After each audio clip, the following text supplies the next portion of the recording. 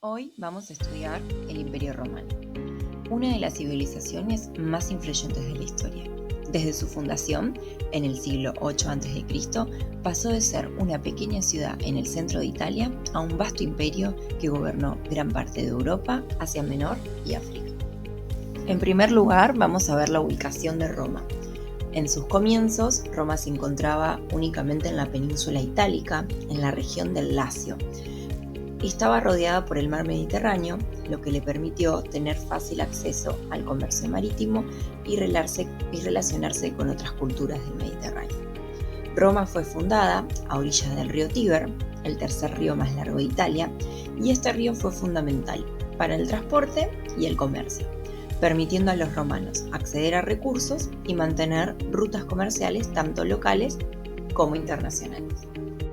Para explicar los orígenes de Roma, tenemos un mito fundacional que cuenta la historia de los gemelos, hijos del dios de la guerra Marte, y la princesa Rea Silva, quienes fueron abandonados y amamantados por una loba.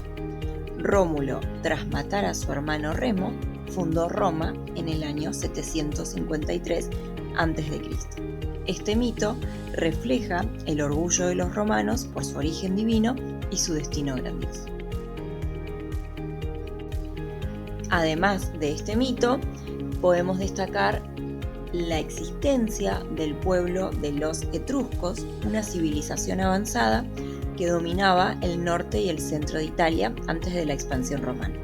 Los etruscos influyeron significativamente en Roma durante sus primeros siglos. Esto lo podemos ver en la arquitectura y el urbanismo romano, que toman mucho de los etruscos, incluyendo el diseño de los templos y los sistemas de alcantarillado. Además, los reyes etruscos gobernaron Roma en los primeros tiempos, como Tarquino el Soberbio, el último rey romano, y con ellos llegó el uso del augurio, que sería la interpretación de los signos divinos y otros rituales religiosos. La toga, un símbolo del poder romano, también proviene de los etruscos.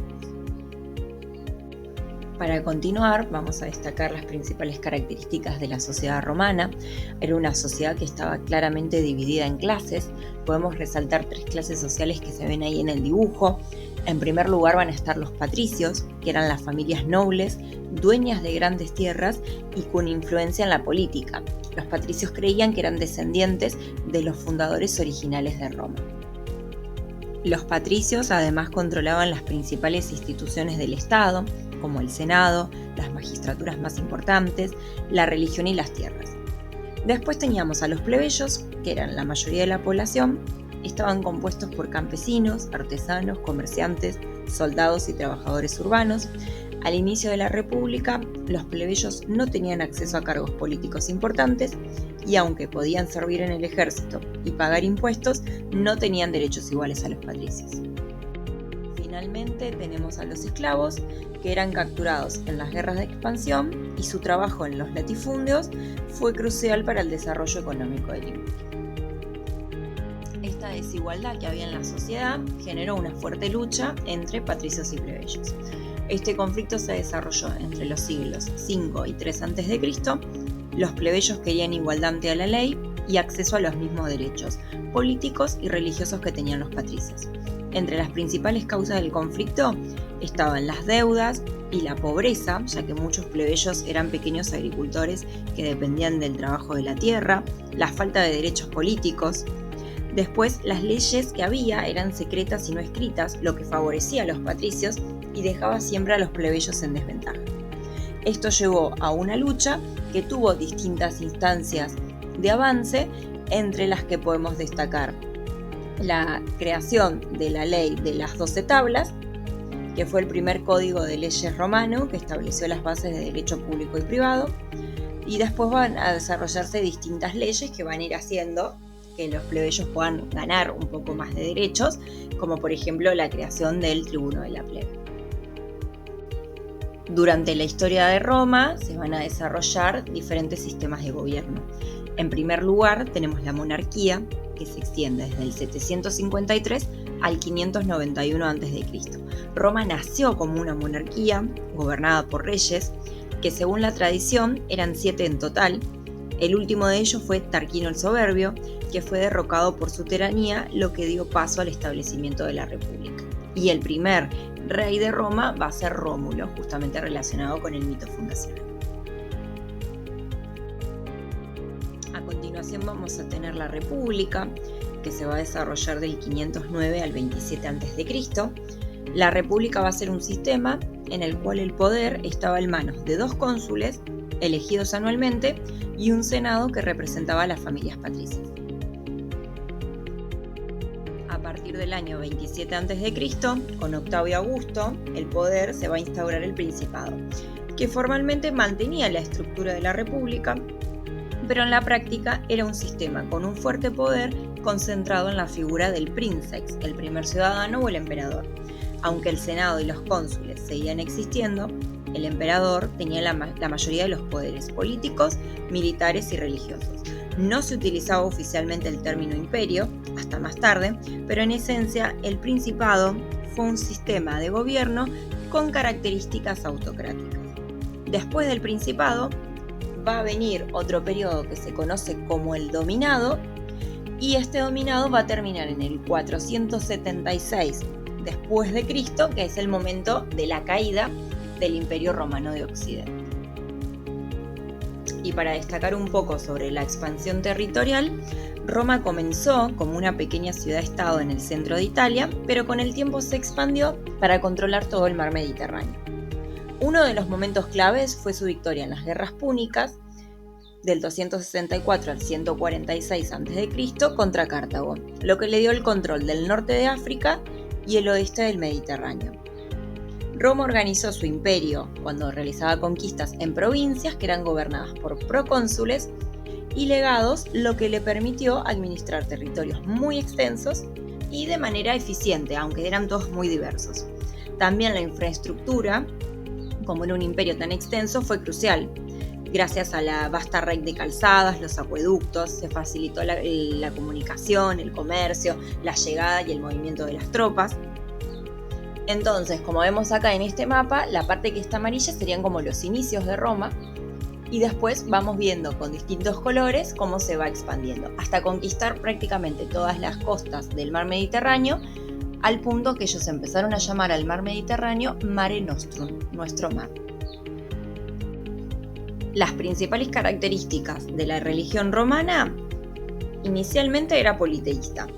Estaba fuertemente influenciada por la mitología griega, eso lo podemos ver en el cuadro que está ahí al costado, porque los romanos adoptaron a muchos dioses griegos y les dieron nuevos nombres. Ahí, como se ve en la imagen, Júpiter, Zeus, Venus, Afrodita, o sea, son los mismos dioses, pero cambia el nombre que le dan los griegos y le dan los romanos.